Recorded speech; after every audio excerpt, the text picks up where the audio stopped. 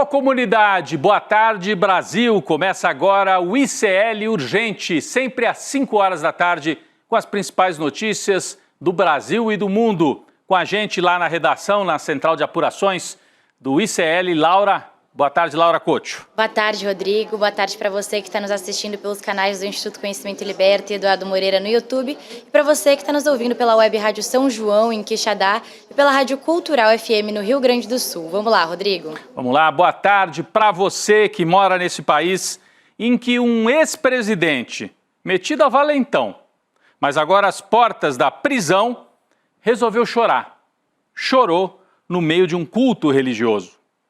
A cena insólita, esdrúxula, do Bolsonaro chorão, vem no mesmo dia em que Alexandre de Moraes, o ministro do Supremo, decide repreender o ex-presidente, o réu, acusado de golpe, mas sem mandá-lo para a prisão preventiva. Essa foi a decisão do Alexandre de Moraes.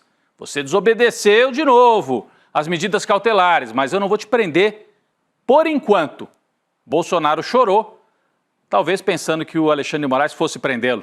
O choro foi antes da decisão do Alexandre de Moraes, que veio poucas horas depois. Fazer papel de vítima parece que é o que resta a Jair Bolsonaro. Bem, o Supremo Tribunal Federal realiza hoje o interrogatório dos réus que integram os núcleos 2 e 4 da ação penal que trata da tentativa de golpe de Estado. O núcleo 1 é o núcleo do Bolsonaro, o núcleo do general Heleno, Braga Neto. Esse aí já andou bastante, falta agora julgar. Em setembro deve vir o julgamento.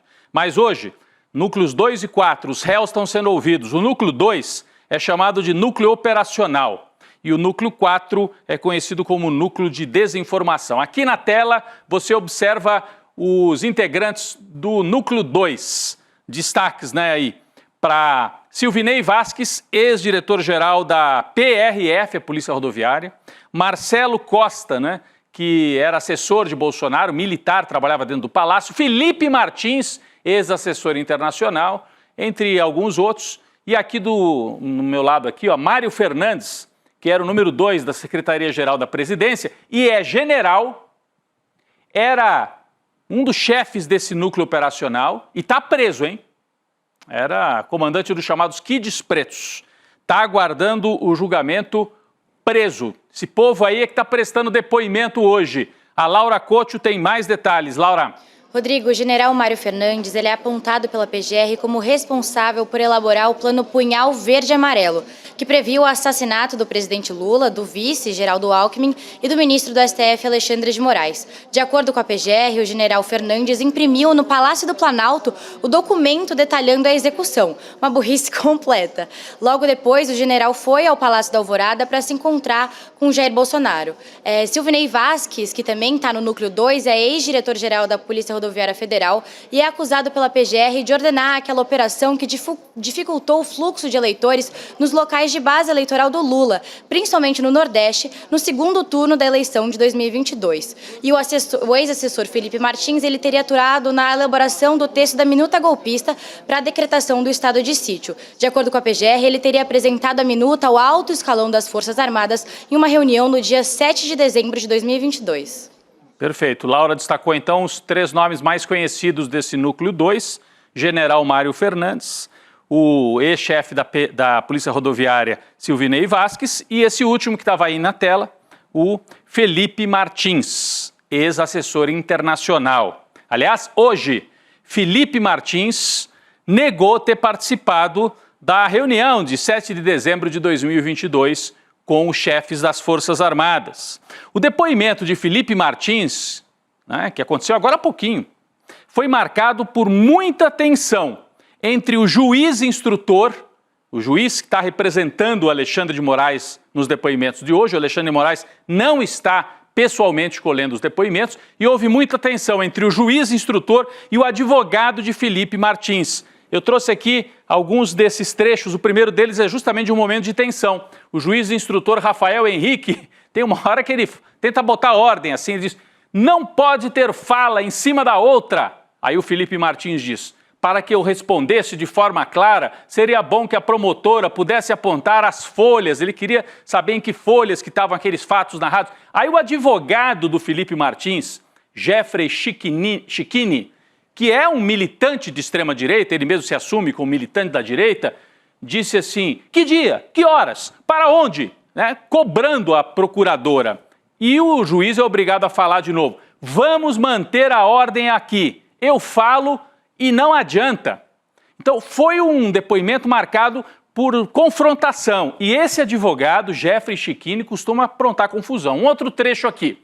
Aí é o advogado fazendo as perguntas para o seu próprio cliente. É normal isso, né? Todo mundo pode perguntar, inclusive o advogado. E aí o advogado pergunta assim: há quanto tempo você, Felipe Martins, aguarda para se defender desta farsa chamada de trama golpista? Vejam como o advogado se refere ao julgamento. Se o Alexandre Moraes estivesse lá, acho que ia mandar prender esse sujeito. Desta farsa chamada de trama golpista. Ele está chamando de farsa tudo aquilo que foi denunciado pela PGR. O Felipe Martins responde: quase 2 anos que ele está esperando para prestar esse depoimento. Até porque quando foi chamado na PF, ele preferiu se calar, né? Então, o advogado pergunta: e a primeira vez que está sendo ouvido, conhecendo o que se imputa a você, é hoje? E o Felipe Martins: é hoje. Então, fazendo um certo papel de vítima ali perante o advogado. E, por fim, aí vem o trecho importantíssimo, o terceiro trecho que a gente destacou aqui, podemos colocar na tela, o advogado perguntando: dia 7 de dezembro de 2022, às 8h30 da manhã, você teria apresentado a minuta golpista aos comandantes das Forças Armadas. É verdade? Felipe Martins: não. Esse registro aparece pela primeira vez na representação da PF pela minha prisão em dezembro de 23, com o nome Felipe. E não tem horário de saída, ele diz horário de controle, né, de entrada e saída do Palácio da Alvorada. A extração de herbes, que são aquelas antenas de celular, e o Uber mostram que eu estava em outro local nesse momento da reunião que ocorreu no Palácio. Eu estava no setor hoteleiro sul de Brasília, morando num flat com a minha esposa. Nos dias 5, 6 e 7, eu estava cuidando da minha mudança. Ele ia embora de Brasília. Portanto, ele negou, diz que tem provas, né, de que não foi a esta reunião. E se conseguir provar isso, muda muita coisa. A gente tem que, né, ouvir, tem que ter prova. Se a polícia cometeu algum erro, se não tem como provar, nós temos que acompanhar tudo de perto. A nossa repórter, a repórter do ICL, Heloísa Vilela, estava lá mais uma vez acompanhando todos os depoimentos e vai trazer mais detalhes para a gente. Boa tarde, Elo, obrigado pela sua presença e já te mando direto. Felipe Martins, a gente transcreveu um trecho, mas você estava lá. Eles apresentaram provas efetivas de que ele não foi mesmo ao Palácio da Alvorada? O que você pode trazer para a gente sobre isso? Olha, Rodrigo, apresentaram sim, eles apresentaram um documento que foi obtido por uma ONG, através daquela Lei de Acesso à Informação, a LAI, em janeiro de 2023, junto ao GSI, ou seja, GSI já do atual governo Lula. E essa lista é uma lista de entrada e saída, essa sim, entrada e saída lá no Palácio da Alvorada. E nessa lista, tanto no dia 7 como no dia 19, que foram as 2 reuniões que aconteceram na Alvorada para tratar supostamente para tratar da minuta golpista, Felipe Martins não estava na Alvorada, segundo essa lista de entrada no Palácio elaborada pelo GSI. Então foi a primeira vez que apareceu realmente uma prova contundente para corroborar o que ele estava dizendo. E Felipe Martins disse mais 2 outras coisas. A primeira, que ele, segundo ele, é Mauro Cid que está tentando incriminá-lo para livrar dele próprio, Mauro Cid, boa parte da culpa que ele deve ter. A segunda, ele sugeriu uma inépcia da Polícia Federal, talvez intencional. Ele fez essa sugestão. E mais um detalhe curioso, ele fala dessa minuta golpista que a Procuradoria-Geral da República apresentou e que veio pela Polícia Federal, e ele fez uma certa piada da minuta golpista, dizendo que ela cita lá em algum trecho que São Tomás de Aquino era um iluminista. Ele diz: eu não sou uma pessoa tão ignorante assim para escrever um absurdo desse. E ele destacou outros 2 pontos dos depoimentos que a gente já viu aqui no STF. Primeiro, o Batista Júnior não confirma a presença de Felipe Martins na reunião da qual ele participou. E o Freire Gomes, que participou das duas, diz que não poderia garantir que era Felipe Martins quem estava lá. Tinha algum assessor, algum ajudante, mas ele não se lembrava quem era. Então, você não tem uma pessoa, fora o Mauro Cid, incriminando diretamente Felipe Martins, e você tem esse documento que me pareceu demolidor, mostrando que ele não entrou no Alvorada naqueles 2 dias. Então, a sua impressão, Heloísa, acompanhando tudo, jornalistas, né? Você era uma delas, é de que o Felipe Martins conseguiu, na hora da defesa, quer dizer, não é que ele derrubou a tese de que havia uma minuta, mas ele chegou bem perto de derrubar a tese de que ele estava lá nessa reunião. Serviu para ele, né? Para ele escapar. Ou isso pode ter também consequências para todo o processo? O que você pode dizer para a gente, Heloísa?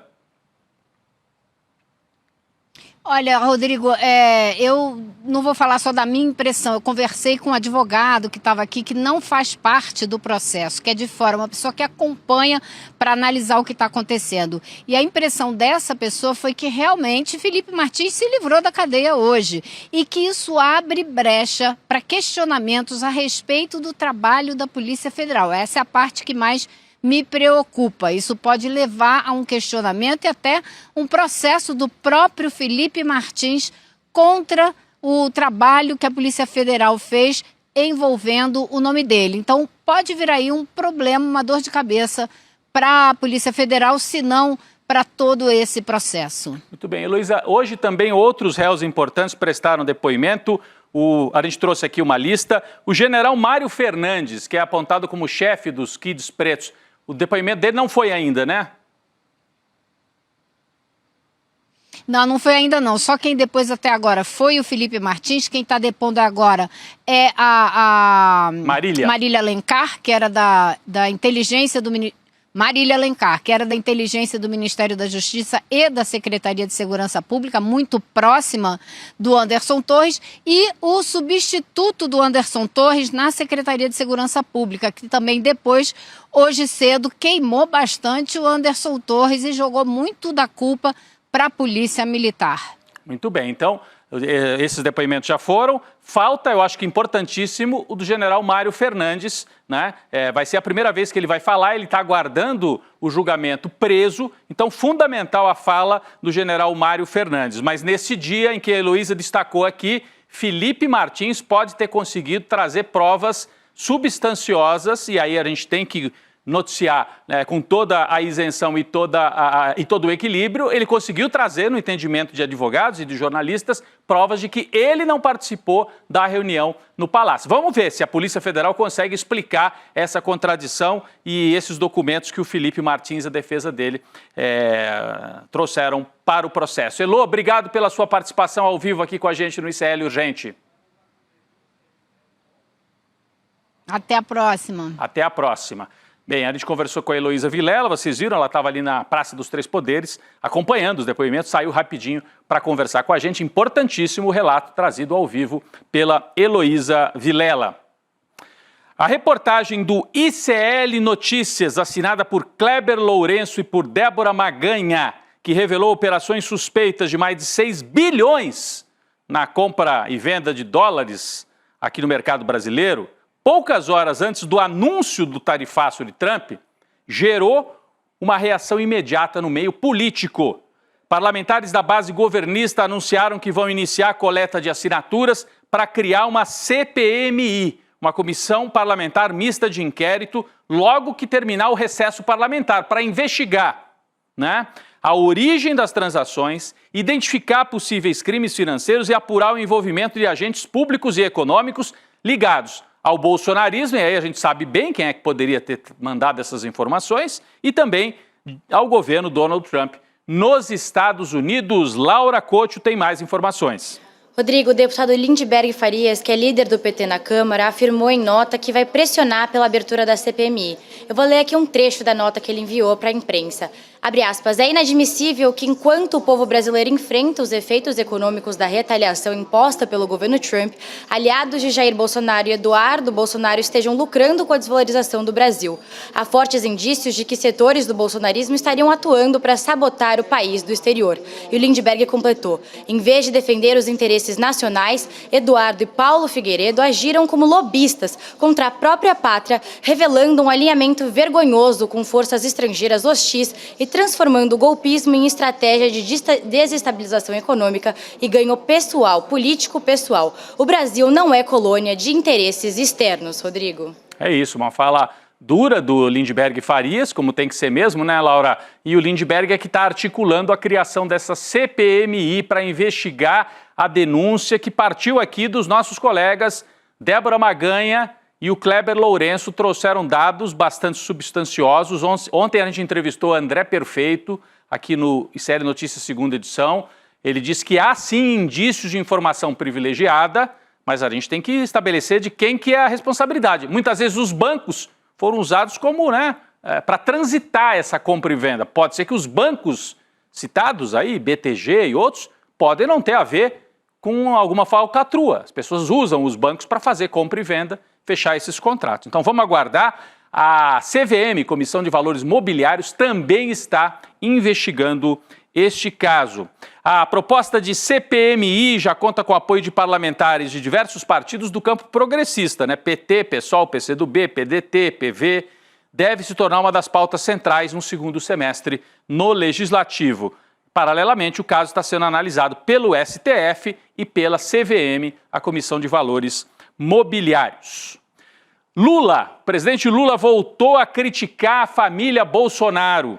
Em evento no Vale do Jequitinhonha, em Minas Gerais, o presidente chamou as ações de Eduardo Bolsonaro, lá em Washington, contra o Brasil, de uma vergonha. Afirmou que o pai, Jair Bolsonaro, deveria ter coragem de pagar pelo que fez. Vamos assistir esse trecho da fala de Lula.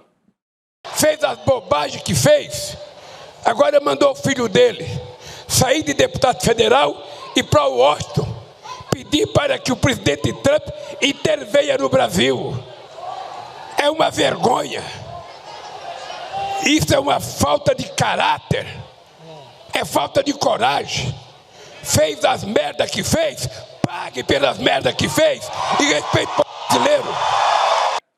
O Lula usou as palavras aí, fez as merdas que fez, que pague, O presidente Lula também atacou mais uma vez o tarifaço de Donald Trump e a Laura Couto tem mais detalhes sobre esta fala. O presidente Lula afirmou nesta quinta-feira que o Trump não quer conversar sobre o tarifaço que tem previsão para entrar em vigor no dia 1º de agosto. O Lula disse ainda que caso Trump queira negociar, o Brasil vai estar à disposição. A gente separou outro momento dessas falas do Lula. Vamos assistir o vídeo. Ele não quer conversar. Se ele quisesse conversar, ele pegava o telefone e me ligava.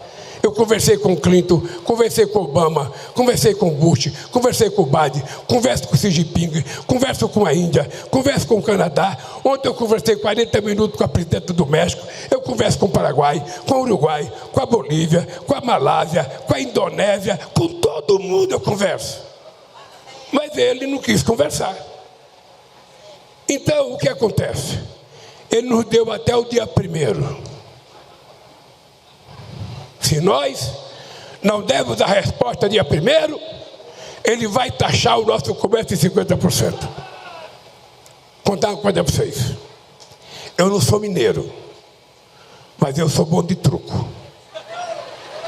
E se ele estiver trucando, ele vai tomar um 6. Se ele estiver trucando, ele vai tomar um 6. Se ele estiver trucando, eu vou logo jogar um 6 para cima dele, Será que o Trump pode jogar pôquer? E o Lula joga truco. Vai embaralhar, essas cartas estão todas embaralhadas aí. Seguindo no noticiário internacional, vamos falar sobre críticas fortes a Donald Trump, que não vem só aqui do Brasil, não. Dessa vez, foi o jornal Financial Times que criticou o presidente dos Estados Unidos. Está aí na tela. O colunista do jornal britânico, o colunista Edward Lucy, publicou um artigo intitulado Trump, imperador do Brasil. Ou seja, ele pescou aquela fala do Lula, porque é o Lula que tem falado isso, que o Trump age como se fosse imperador do mundo. e escreveu esse artigo que traz uma foto, olha, do Bolsonaro ao lado do Trump e das bandeiras de Estados Unidos e Brasil, caracterizando o Trump como alguém que pretende ser imperador do Brasil. Lucy, o articulista do Financial Times, bateu pesado no presidente dos Estados Unidos, disse que ele está promovendo autocracias mundo afora, por exemplo. Autocracia? Jair Bolsonaro é um autocrata, é candidato a ditador, né? E que deixa as democracias irmãs, como a do Brasil, compreensivelmente alarmadas. É um colunista do jornal ligado ao mercado lá na Inglaterra. Não tem nada de esquerdista, tá? Além disso, além das críticas que vêm também de jornais europeus, né, como a gente está mostrando, nos Estados Unidos a imagem do presidente Trump só piora. Laura Couto traz detalhes das pesquisas de popularidade lá nos Estados Unidos. Laura. A aprovação do Trump atingiu um novo recorde negativo, Rodrigo. Isso é o que diz um levantamento do Silver Bulletin, um índice das principais pesquisas que foi publicado nesta semana. O recorde foi batido na terça, quando a avaliação do Trump atingiu 53,8% de desaprovação. De terça até hoje, o índice recuou um pouco, como a gente pode ver aí no gráfico, para quem está nos assistindo por vídeo. Mas o número ainda é bastante expressivo, com esse novo pico atingido. E a situação só deve piorar para o lado do presidente norte-americano, né, Rodrigo? É isso, pela imagem ali, você mostrou das linhas, né? É uma média das pesquisas. Tem aí, ele está com déficit de 10 pontos, né? Tem mais ou menos 54 a 44. 54 de desaprovação, 44 de aprovação. Então o Trump enfrenta um momento muito complicado, está aqui no telão. Eu vou até virar para cá, para a gente poder mostrar. Tá aqui é 53,4 contra 44. Então tem muito mais desaprovação e ele sofrendo agora essas denúncias de ter participado da rede envolvendo abuso sexual contra menores de idade. Seríssima situação lá para o Donald Trump, né? Dentro dos Estados Unidos é isso que a gente tem. Aqui no Brasil nós temos pesquisa também. Pesquisa Pulso Brasil, divulgada nesta quinta-feira pelo IPESP, né? Mostra que mais de 61% dos brasileiros desaprovam o governo Trump. Vamos ver. Então são brasileiros como que olham, como que avaliam o governo Trump. Nós temos aqui, julho de 2025, aprovam o governo do Trump, 33% dos brasileiros. Desaprovam, 61% dos brasileiros. Cresceu muito a desaprovação, cresceu 6 pontos em apenas 2 meses. Vamos para a próxima tela, rapidinho, mostrando que o Trump, a imagem dele desaba aqui no Brasil. A aprovação de como o governo brasileiro reage diante do tarifaço de Trump. Aí tem mais equilíbrio. Aprovam a reação do Brasil 50%, desaprovam 46%. Então o Lula tem uma margem mais apertada, mas com mais aprovação do que desaprovação. Mais uma tela aqui do IPESP. A aprovação do comportamento e das declarações feitas pelas lideranças brasileiras. Eu não vou ler todas, mas tem aqui Lula, Alckmin e tal. Quem que tem avaliação positiva, tem mais aprovação do que desaprovação neste embate com o Trump? Lula e Alckmin. Lula tem 50% de aprovação contra 45% de desaprovação. E o Alckmin 42% a 37%. Os dois têm saldo positivo. E o Bolsonaro? 60% desaprovam o que o Bolsonaro está fazendo. Apenas 32% aprovam. Está levando uma surra. Tarcísio de Freitas, 46% apenas aprovam. 32% apenas aprovam e 46% desaprovam. Então, Bolsonaro e Tarcísio de Freitas mal avaliados nessa reação. Na verdade, eles não reagem, eles apoiaram o ataque do Trump contra o Brasil. Vamos para mais uma página rapidinho aqui da pesquisa IPESP. A influência, você acha que o apoio ou a proximidade de Trump em relação a um candidato a presidente em 2026 vai ajudar ou prejudicar? Para 32% vai ajudar, para 53% vai prejudicar. Então, quem colar no Trump, que é o bolsonarismo, vai ter um apoio apenas de 32%, pelo menos essa é a avaliação dos brasileiros, um cenário que indica que Lula sai mais forte dessa crise. É o que mostram os números da IPESP. Vamos voltar a falar do Supremo Tribunal Federal. O ministro Alexandre de Moraes afirmou em decisão divulgada hoje que o ex-presidente Jair Bolsonaro descumpriu, sim, medidas cautelares impostas pelo STF, mas cometeu irregularidade isolada e que, por isso, não cabe decretar, nesse momento, prisão preventiva. Vamos ler um trecho desta importante decisão. Olha que interessante esse trecho. Como diversas vezes salientei quando estive na presidência do Tribunal Superior Eleitoral, diz o Moraes, a justiça é cega, mas não é tola. Em outras palavras, será considerado burla a proibição imposta pela primeira turma, né?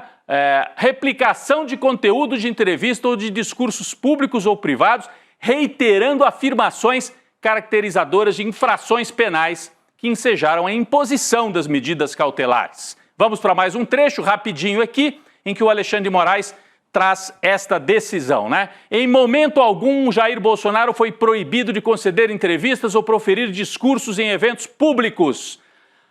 A explicitação da medida cautelar imposta no dia 17 pela decisão do dia 21 deixou claro que não será admitida utilização de subterfúgios para a manutenção da prática de atividades criminosas com a instrumentalização de entrevistas ou discursos públicos como material pré-fabricado para posterior postagem nas redes sociais de terceiros previamente coordenados. O Xandão está dizendo, não se faça de bobo, Bolsonaro. Nós sabemos o que você está aprontando e você entendeu bem o que está em jogo por aqui. O Jair Bolsonaro, nesse mesmo dia, Laura, teve uma reação de quem está amedrontado, hein? Laura, conta pra gente, por favor. O ex-presidente Jair Bolsonaro foi a um culto evangélico na manhã de hoje na Igreja Catedral da Bênção, no Distrito Federal. O ex-presidente estava acompanhado do senador Magno Malta, do filho mais novo, Jair Renan, e da esposa, a Michele Bolsonaro. A ex-primeira-dama fez uma pregação e no final ela se declarou ao marido, o ex-presidente Jair Bolsonaro. O Bolsonaro então se ajoelhou na frente das câmeras e começou a chorar. Rodrigo, eu não vou nem comentar, é uma grande palhaçada. Vale lembrar também que o Bolsonaro ele se declara católico. Então, Laura, é o espetáculo da vitimização. Bateu o desespero. E nesse momento em que ele estava nesse culto, chorando, olha lá, olha a imagem. Baixou a cabeça, sabia que estava sendo filmado. Ainda não tinha saído a decisão do Moraes. Muita gente no bolsonarismo temia que viesse uma ordem de prisão. Ele estava preparando talvez a última cena antes da prisão como uma grande vítima. E, na verdade, vamos lembrar o que ele dizia na época da pandemia. O que vocês querem que eu faça? Eu não sou coveiro. E agora quer se apresentar como uma vítima para a sociedade brasileira. Outra decisão de Alexandre de Moraes nesta quinta-feira determinou o bloqueio da conta bancária de Heloísa Wolff, mulher do deputado federal Eduardo Bolsonaro, nora do Jair, né? Segundo aliados de Eduardo, Heloísa não teria sido notificada pela corte, mas sim pelo banco, quando tentou realizar uma transferência. Eduardo Bolsonaro se pronunciou, abre aspas, trata-se provavelmente de mais um ato arbitrário ordenado por Alexandre de Moraes. Tá aí. A esposa também atingida aí pelas decisões do STF. Sinais de divisão na extrema-direita, só para a gente registrar, Eduardo Bolsonaro hoje voltou a atacar o governador de São Paulo. O deputado questionou Tarcísio de Freitas pelo fato do governador ter um vice-líder na Assembleia ligado ao MBL, um movimento que disputa com o bolsonarismo os votos da extrema-direita. Então é um momento difícil para o bolsonarismo, eles choram, eles se dividem, enquanto Lula diz, não sejam covardes, assumam o que vocês fizeram. Laura, obrigado mais uma vez pela sua presença e por dividir com a gente, né, as suas informações aqui no ICL Urgente. Obrigada, Rodrigo, todo mundo que nos acompanhou, até amanhã. Até amanhã, tá chegando o dia, hein, gente? Domingo, 8 horas da noite, ICL Eterno. O Eduardo Moreira vai apresentar várias ações na área do entretenimento, do jornalismo e da educação, né? O ICL vai ficar ainda maior e você vai poder ajudar ainda mais. Por isso que tem esse nome, ICL Eterno. Você vai entender no domingo. Eu convido você a entrar agora em iclurgente.com.br, deixar o seu e-mail e se inscrever para participar dessa aula, desse grande anúncio, na verdade, em que o Eduardo vai trazer para a gente essas novidades. E peço para você, participe, porque assim a gente consegue investir cada vez mais no jornalismo do ICL. Eu vou ficando por aqui, daqui a pouco vem aí o N2 com a Gabi Varela e o Chico Sá. Valeu, gente, o ICL Urgente volta amanhã. Já tá valendo? Tá valendo. Tá.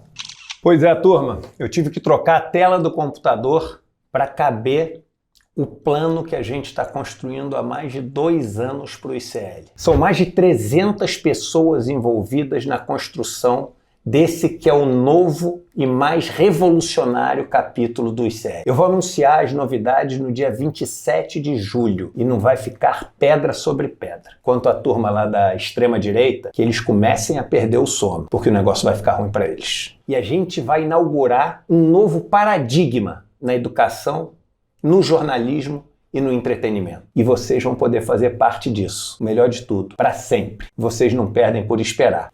Até lá. Você pode ir para qualquer país e fazer qualquer tipo de documentário.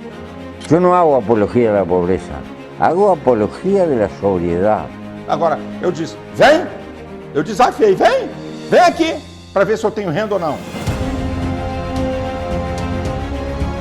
Para quem ainda não entendeu, isto é uma guerra de narrativas. E nos campos de batalha, as máquinas de moer reputações estão sempre à espreita.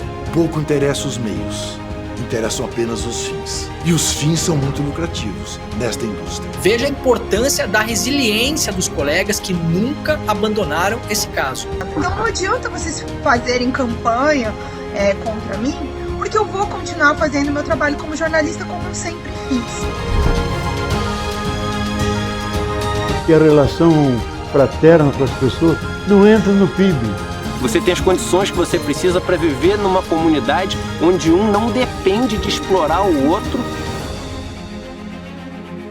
Eu sei que eu não vou ver a colheita, mas faço questão de morrer semente. Eu disse uma coisa que eu repito: a morte vai me encontrar lutando. Acho que a gente escolheu bem as pessoas que trabalham com a gente.